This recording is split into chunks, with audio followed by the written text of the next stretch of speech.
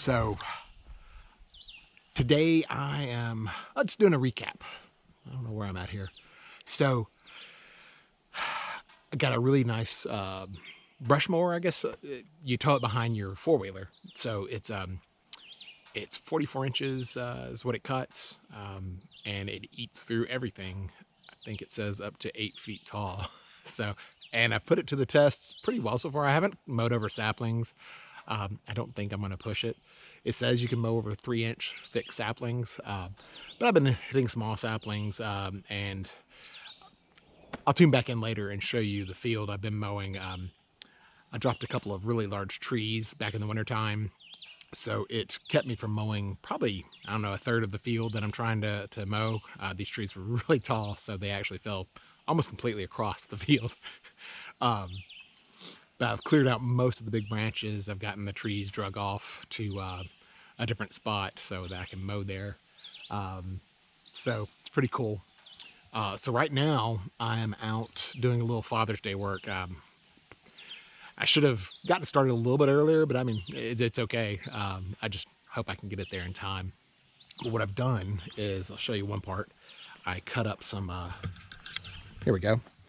This is some soft maple from a beautiful tree that I cut down a couple of months ago.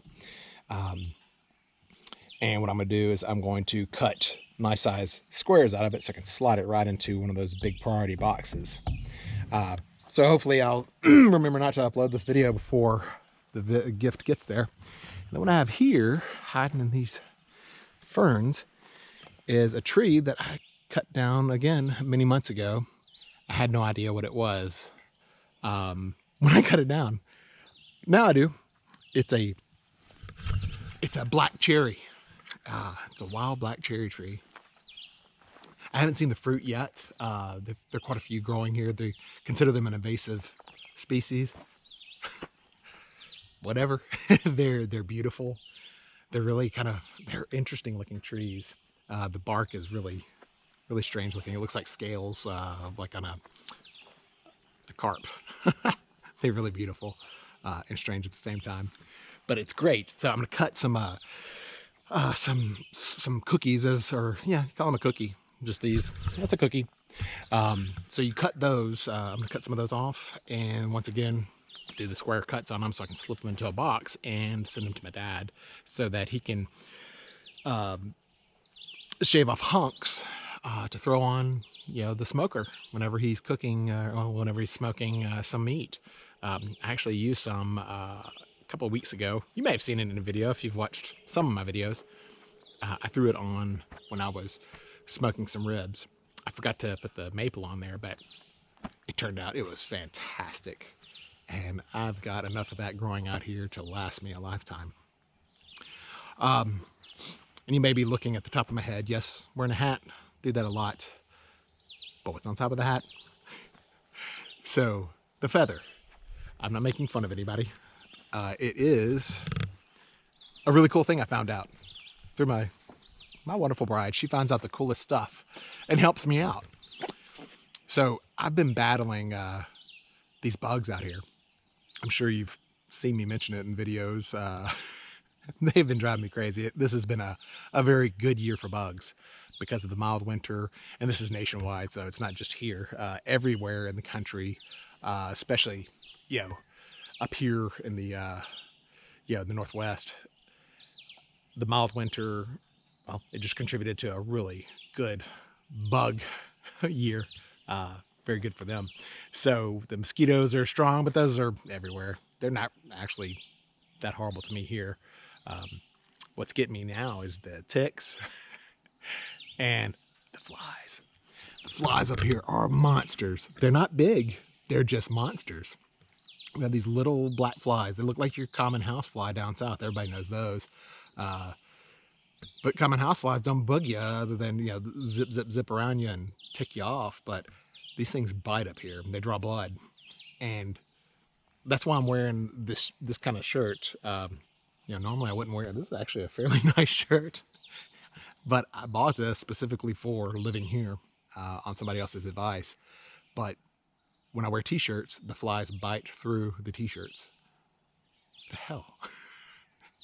Anyhow, so those are just the black flies. Then you, of course, have your horse flies, deer flies, moose flies. Holy hell. So, to the feather. This was learned by my sweet wife who shared this with me. So in order to help me with these flies, because the flies seem to be immune to bug sprays or any kind of scents, the Menominee Indians up here were very smart. They would put a feather in their headband. I don't know if they wore headbands in them. Anyhow, or braid into their hair. You wear the feather and it attracts the flies to it versus your head, your face, and it works.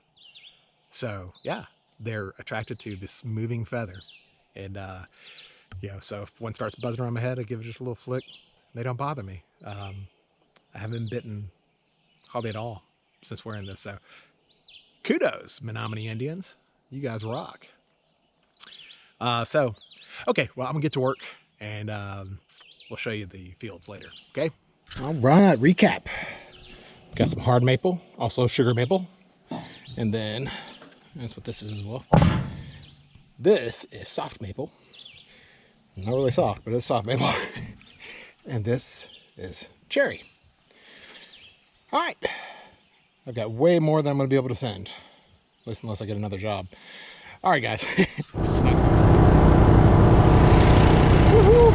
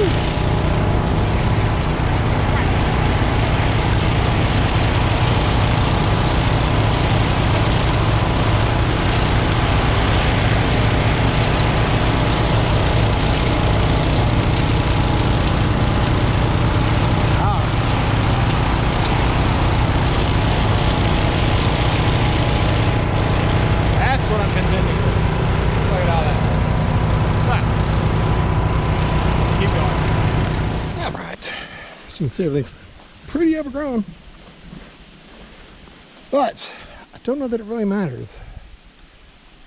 Overgrown, beautiful, it's all gorgeous to me. Look at those flowers out there. Look at this. Look at these things. It's not just ridiculous, beautiful. And this is just everywhere out here. Let's see, there's another gorgeous one the other day. There's a lone red flower peony. I think that's what it was called. Let's see. Where'd she go? Oh, she shriveled up already. Yep. There's the petals on the ground. But there's another one right beside her. So, beautiful stuff. Gosh.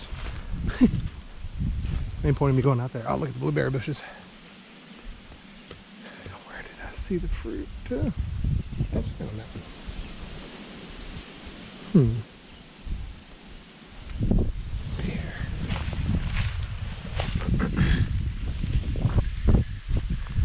Okay, yeah. They're still green.